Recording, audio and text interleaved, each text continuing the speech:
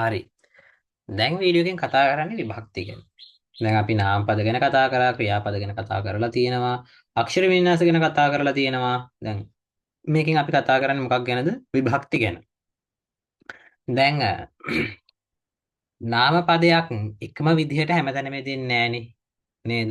මම කියන එක මගේ, මගෙන්, මට අර ඒ විදිහට මොකක් හරි එක එක හේතුන් හින්දා වෙනස් වෙනස් රූපවල නැගෙනවා. මේ ඉතින් අන්න එහෙම වෙනස් කරන්න අපිට පාවිච්චි කරන්න තියෙන ව්‍යාකරණ විදිහට අපි කියනවා විභක්ති කියලා. විභක්ති කියන එකේ තේරුම වර නැගීම කියන එක. නාමපද වර නැගීම. මේක දැන් මේ අමුතුවෙන් මේ මම කියන්න යන්නේ නැහැ. මොන මොනවද මේකේ තියෙන්නේ අර මේවා ටික ගැන කියන්න යන්නේ නැහැ. මොකද මේ බේසික් තියරි දැන් මෙවිල අවශ්‍ය වෙන්නේ නැහැ. මම කියනවා විභක්ති වර්ග ටික ගැන. අපි සිද්ධාන්තික වශයෙන් සෛද්ධාන්තික වශයෙන් කතා කරනවා නම් අන්න මම ඕක ගැන පේපරේ කලින් ගියා සෛද්ධාන්තික කියන වචනේ එහෙම හැදෙන්නේ ඇයි කියලා මේ 23 ඩිස්කෂන් එකේ කියලා තියෙන එක බලන්න අනිවාර්යෙන් ඒකට වැදගත් වෙයි. සිංහලයේ ප්‍රධාන වශයෙන් විභක්ති 9ක් තියෙනවා. ප්‍රථමා කර්ම කර්තෘ කරණ සම්ප්‍රදාන අවදි සම්බන්ධ ආදාර ආලපන. හරිද? මේකේ මම පැහැදිලි කරන පිළිවෙලට යන්න කලින් ළමයිනේ පොඩි දෙයක් මතක් කරන්නම් කර්මකාරක සහ කර්තෘකාරක කියලා වාක්‍ය වර්ග කිහිපයක් දෙකක් තියෙනවා. එතකොට කර්මකාරක කර්තෘකාරක සලකද්දී හරිද? කර්තෘ කර්මය සහ ආඛ්‍යාතය කියලා වාක්‍යයක මූලික කොටස් තුනක් තියෙනවා. මොකද්ද ආඛ්‍යාතය කියන්නේ? අවසාන ක්‍රියාවට. එතකොට ආඛ්‍යාතයේ කියවමි කියවේ. යට තියෙන උදාහරණයක් මම පොත කියවමි සහ මා විසින් පොත කියවෙයි කියලා. මෙතන ක්‍රියාපදය තමයි ආඛ්‍යාතය. වාක්‍යයේ වැඩේ කරන කෙනා ඉන්නේ. ලොක්කා තමයි කර්තෘ.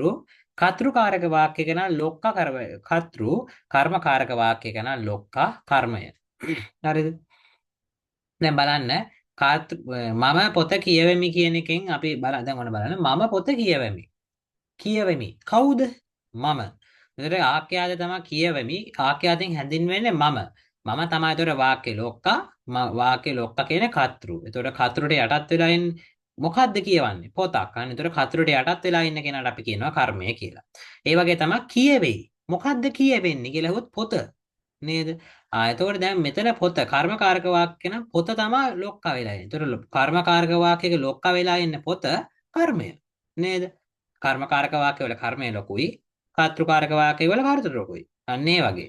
එතන මා විසින් සාමාන්‍ය විසින් කියන එක ඉස්සරහින් තියෙන නාමපදයේ අනිවාර්යයෙන්ම මේ අනුක්තයි. අපි ඒව ගැන කතා කරමු කර්තෘකාරක කර්මකාරක ભેදෙදි. නමුත් දැන් ඉතින් ඕ ලෙවල් වලට යන්න හදද්දි මේ ඔක්කොම දැනගෙන යන්නේ. හරිද? මම ඔන්න ලේසියට පැහැදිලි කරන 9 මුලින්ම කියලා ඉන්නවා. 9 හරියම ලේසි. මොකද්ද 9? ආලපන විභක්තිය. ආදරෙන් මොකද්ද ඔයාගේ ගෑනු ළමයට කරන්නේ? ආමන්ත්‍රණය කරනවා. ඉතින් අන්න ඒක නිසා ආලපන විභක්තියෙන් කරන්නේ ආමන්ත්‍රණයක්.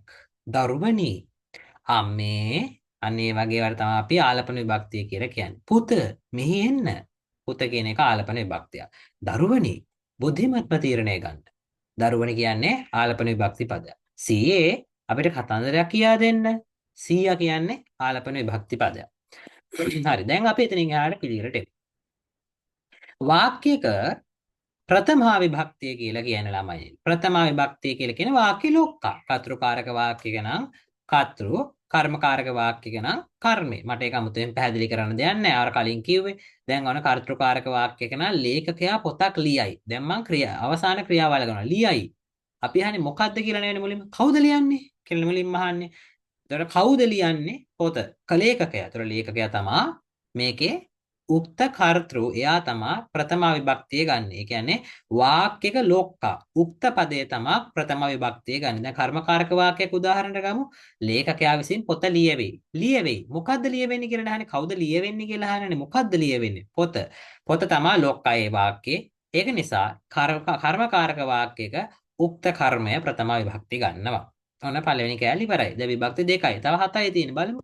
කර්ම විභක්තිය. කර්ම විභක්තිය කියලා කියන ළමයිනේ යම් වාක්‍යයක ආඛ්‍යාතයට යටත් වෙන නාම පදේ තමයි අපි කර්ම විභක්ති ගන්නවා කියලා කියන්නේ.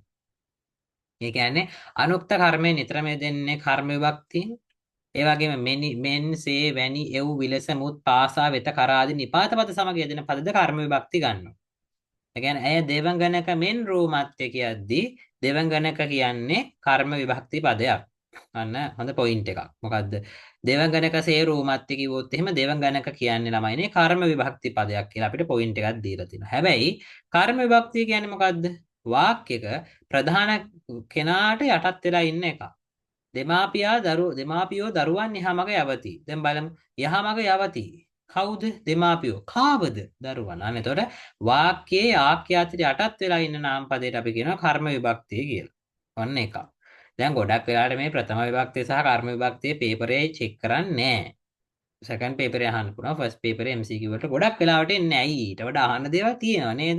අපි ඊළඟ එකට යමු. දැන් ඔයාලට තේරෙනවා ඇතිනේ මොකද්ද මෙතන වෙලා තියෙන්නේ කියලා. ඊළඟට කර්තෘ විභක්තිය. කර්තෘ විභක්තිය කියන එක හරිම ලේසි අඳුරගන්න. විසින් කියන පදයට කලින් තියෙන වචන. මොකද කර්මකාරක වාක්‍යයක අනුක්ත. මේ කර්මකාරක වාක්‍යයක අනුක්ත කර්තෘ කර්ම විභක්තියට අයත් වෙනවා කියලා කියනවා. කියන්නේ යාචකයා විසින් සිංගමන් යදින ලද්දේය. යාචකයා විසින්නේ විසින් කියන එක ඉස්සරහින් තියෙන නාම පදේ යාචකයා. ඒතකොට යාචකයා කියන්නේ කර්තෘ විභක්තිය. හරිම ලේසි ඒක අඳුර ගන්න විසින් කියන එකට ඉස්සරහින් තියෙන නාම පදේ කර්තෘ විභක්ති ගන්න. කර්මකාරක වාක්‍යවල විතරයි කර්තෘ විභක්තියක් තියෙන්නේ. හරිද? කරණ විභක්තිය කියන ළමයිනේ හේතු කොටගෙන කියන එක. දැන් උදාහරණයක් විදිහට මම බසෙන් ගමට යමි කීවම මම ගමට යමි. කවුද? මම. මොකෙන්ද? බසයෙන්. එතකොට බස් එකේ උදව්වෙන් තමයි මම ගමට ගිහින් තියෙන්නේ නේද? බසයේ හේතු කොටගෙන, බසයේ උදව්වෙන්, බසයේ හේතු කොටගෙන, බසයේ කරණ කොටගෙන කියන තේරුම නිසා අපි ඒකට කියනවා කරණ විභක්තිය කියලා. බසයේ කරණ කොටගෙන කියන එකේ තේරුමෙන් කරණ විභක්තිය කියලා කියනවා. අපි බලමු. අපි පොතපතින් උගනිමු. අපි පොතපතින් කියන්නේ පොතපතේ උදව්වෙන් ඉගෙන ගන්නවා කියන එක නේද? එතකොට එතනදී පොතපතින් කියන්නේ කරණ විභක්ති පදයක්. ප්‍රේක්ෂකයා මයික්‍රොෆෝනයෙන් ජනතාව අමතයි. මයික්‍රොෆෝනේ උදව් වෙන ජනතාව ආමන්ත්‍රණය කරන්නේ. එතකොට මයික්‍රොෆෝනයෙන් කියන එක කෙනා කරණ විභක්ති ගන්නවා. තව විභක්ති හතරයි. සම්ප්‍රදාන විභක්තිය. සම්ප්‍රදාන විභක්තිය කියන්නේ මං කාට හරි මොකක් හරි දෙනවා ගන්න එකයි ඉන්නේ. අන්න ඌ තමයි සම්ප්‍රදාන විභක්තියට අයිති වෙන්නේ. මම මල්ලිට පොතක් දුන්නෙමි. මල්ලිට පොතක් දුන්නේ. මෙතන මල්ලි තමයි අරගෙන තියෙන්නේ. ඒතර මල්ලිට කියන නාම පදේ එන්නේ සම්ප්‍රදාන විභක්තිය. තව එදින වස් පිනිස උදෙසා සඳහා වෙන නිපාත සම්ප්‍රදාන විභක්ති පද සමගයේදී එහෙම පොයින්ට් තියෙනවා. ඒවා මේ මයිනර් පොයින්ට්ස් කියලා අපි ගමුකෝ. මේජර් පොයින්ට් එක මොකද්ද? ලබා ගන්න කෙනා තමයි සම්ප්‍රදාන විභක්තියට අයිති වෙන්නේ. බැතිමත්හු දෙවියන්ට පඳුරු පුදති. ගොඩක් වෙලාවට සම්ප්‍රදාන විභක්තිය අඳුර ගන්න පුළුවන් ලේසි ට කියලා තමයි ඉවර වෙන්නේ. මට ඔහු මට තෑගි දුන්නේය කියද්දි මට කියන්නේ දැන් ට වලින් ඉවරලා තියෙන. ඒතකොට ඒක සම්ප්‍රදාන විභක්තිය. බොහෝ විට හැම වෙලෙම නෙවෙයි. එතකොට මේ අන්න එහෙම මේ ලබා ගන්න කෙනා ඇති වෙන එක්කෙනා සම්ප්‍රදාන විභක්තිය. ඊළඟට අවදි විභක්තිය. අවදි විභක්තියක් කියන ළමයිනේ සීමාවක් දක්වන විභක්තියක්. ඇයි දැන් අපි හිතමු එහෙම මුහුදෙන් එන සුළං. මුහුද කියන කියන්නේ මුහුද හේතු කොටගෙන කියන එක නෙවෙයි. දැන් මුහුදෙන් එන සුළං කියන්නේ මුහුදු කියන සීමාවෙන් එහා. මුහුද කියන සීමාවෙන් එන හොලකට තමයි මුහුදු හුළං කියලා කියන්නේ. සමාස පදයක් ගැන එක පැහැදිලි කරේ. හරි බලන්න මෙතන කුරුල්ලා කූඩුවෙන් ඉගිලෙයි. කුරුල්ලා කූඩුව කියන සීමාවෙන් තමයි එහාට ඉගිලලා යන්නේ. එතකොට කූඩුවෙන් කියන ළමයිනේ අවදි විභක්ති පදයක්. ඒක සරලයි නේද සීමාවක්. තව දෙකයි සම්බන්ධ විභක්තිය සහ ආධාර විභක්තිය. සම්බන්ධ විභක්තිය කියලා කියන්නේ එයාගේ අයට අයිතියක් තියෙනවා. මේක මාමගේ වස් එක. මාමගේනේ. ඒතර මාමගේ තමයි මේක අයිති. මාමට තමයි අයිති. ඒ නිසා අයිතිය හංගවන නාමපද අයිති වෙන්නේ අපි සම්බන්ධ විභක්තියට. අපි බුදුන්ගේ විහාර අපි නෑ බුදුන්ගේ විහාරයට වැඩිම කියන්නේ බෑනේ එහෙම නෑ නේද? අපි මාමාගේ ගෙදර ගියමු. මාමාගේ එතන ගෙදර අයිති මාමටනේ. එතන මාමාගේ කියලා කියන්නේ සම්බන්ධ විභක්ති පදයක්. මේ අපේ පාසලයි. අපිට නැයිති ඒක නිසා අපේ පාසල. මේ මගේ සුරතල් නංගිගේ මාලයයි. නංගිගේ තමයි මාලය. එතන නංගිට තමයි අයිති ඒක සම්බන්ධ විභක්තියක්. මේ මගේ. එතන මේක මටත් මොකක් හරි නංගි මට අයිති ඒක නිසා මගේ කියන එක්කෙනා සම්බන්ධ විභක්ති පදයක්. අන්තිම එක ආධාර විභක්තිය. ආධාර විභක්තිය අඳුර ගන්න ලේසි හීගිය ගොඩක් වෙලාට ඉවර වෙන්නේ. දැන් බලන්න මේ වැලි තලාවෙහි තුරු මුදුන් වල එහෙමත් තියෙන බොහෝ විට. හරිද? මම මේ කියනවා ගොඩක් විට බොහෝ විට. කියන්නේ දරා සිටීම කියන එක තමයි ආධාර විභක්තිය කියන්නේ. කියන්නේ හෙල්ප් එකක් කරනවා. ඒ කියන්නේ දරාගෙන ඉන්නවා. දැන් අපි ගෙහි වාසය කරමු. අපි ගෙදර වාසය කරමු කිව්වොත් එimhe ගෙදර කියන්නේ ගෙහි කියලා කියන්නේ එතනදී ආධාර පදය. ආධාර විභක්ති පදයක්. අපිව දරාගෙන ඉන්නේ ගෙදර. ඒතර අන්න ඒක නිසා තමයි ආධාර විභක්තියක් කියලා කියන්නේ කතෘගේ ක්‍රියාව දරා සිටීම. අපි වාසය කරන්නේ ගෙදරනේ.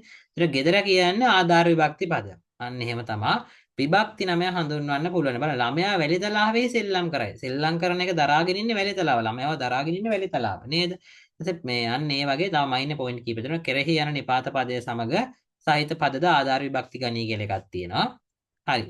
ඉතින් ඔන්න ඔය විදිහට තමයි විභක්ති 9ක් තියෙනවා. අපි විභක්ති 9 ගැනම කතා බහ කරලා ඉවර කරේ. ඔයාලට මෙන්න මේ වගුව කීවල බලලා සමරි එකක් ලබා ගන්න පුළුවන්. මොකද්ද මේ විභක්ති කියන එකට එදිලා තියෙන මේ ඊට අමුතු සාරාංශයක් මේ තියෙන්නේ. හරි. ඉතින් එහෙනම් විභක්ති ගැන කතා කරලා ඉවරයි ළමයි.